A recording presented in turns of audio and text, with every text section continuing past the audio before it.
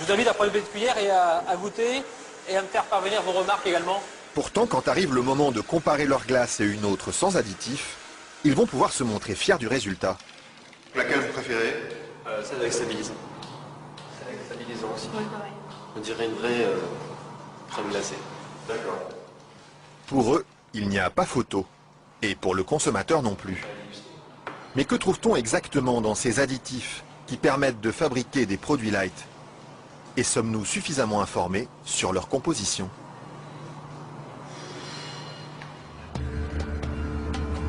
C'est à Vilvoorde, à quelques kilomètres de Bruxelles, que nous sommes allés chercher les réponses. Au bout de cette zone industrielle se cache une usine très discrète, filiale d'un des plus grands groupes chimiques européens. On y fabrique l'un des additifs les plus utilisés par l'industrie, le E441, plus couramment appelé gélatine. Et le responsable commercial de l'usine, Michel Vandenberg, n'est pas peu fier de nous montrer tout ce qu'on arrive à fabriquer avec son produit miracle. Alors je vais vous montrer quelques exemples des principales applications de la gélatine.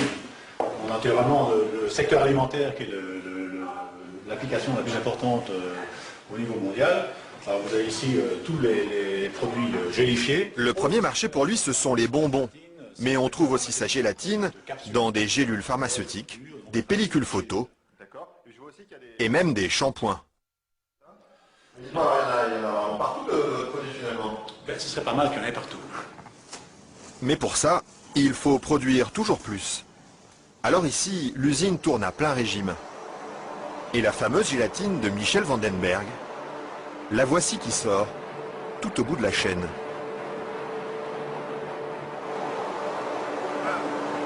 Ça c'est la fameuse gélatine. Ça c'est la gélatine. Ce sont ces spaghettis qui collent aux doigts. Il faut à peu près 3 à 4 jours pour arriver jusqu'ici. De la préparation de la matière première jusqu'à le séchoir ici. 3 ou 4 jours de transformation dans les entrailles d'une usine où ces immenses cuves remplies d'acide et d'eau bouillante font régner une moiteur tropicale. Et au milieu de cette atmosphère étouffante, il y a un détail qui frappe le visiteur et qui pénètre jusque dans les locaux les plus protégés de l'usine. C'est pourquoi ça? Ah, c'est les odeurs. Ça sent mauvais ici? Ça dépend, ça dépend.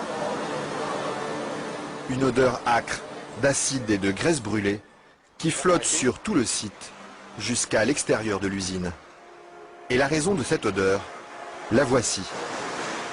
C'est la matière première avec laquelle on fabrique la gélatine. Ça c'est la matière première. Nous traitons donc la couenne, la peau de porc. D'accord. De la peau de porc qui arrive par palettes entières dans son usine.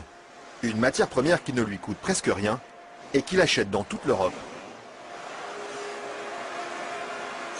Ceci vient de Hongrie.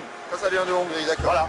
Et tous les jours, près de 150 tonnes de couenne de porc attendent dans ce hangar d'être dévorées par un monstre d'acier au nom évocateur, Dinosaurus.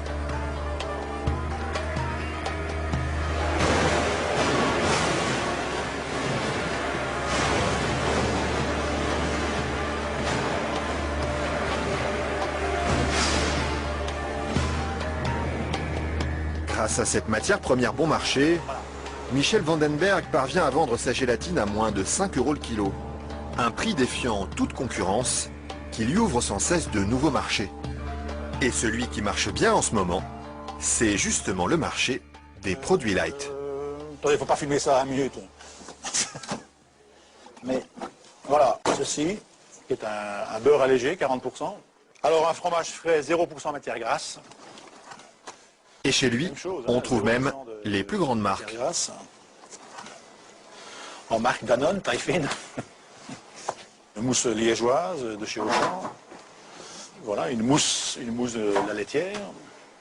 Alors un produit Weight Watcher, donc avec moins de matière grasse, donc pour stabiliser le produit, pour maintenir l'onctuosité des produits, on utilise la gélatine.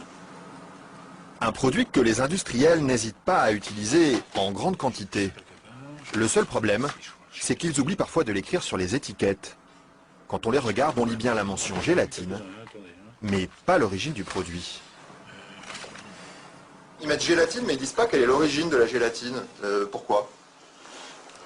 Ils n'assument pas que ce soit fait à partir de porc. C'est quoi le problème qu'ils ont avec ça? Non, mais je veux dire... Non, parce que c'est un problème, c'est un sujet très sensible. Ouais. Parce qu'il y a quand même les minorités, les minorités musulmanes, juives et autres, qui éventuellement ont des problèmes avec ça. Mais ce serait bien justement de leur dire... Ça, je ne voudrais pas que... Oui, je sais bien, mais je ne sais pas s'il faut mettre ça dans l'émission. Mais Oui. c'est vrai que, bon... Parce que du coup, ils savent pas si c'est du porc ou de la vache. Du coup, comment ils font pour consommer? C'est ça le problème, il faudrait peut-être leur dire.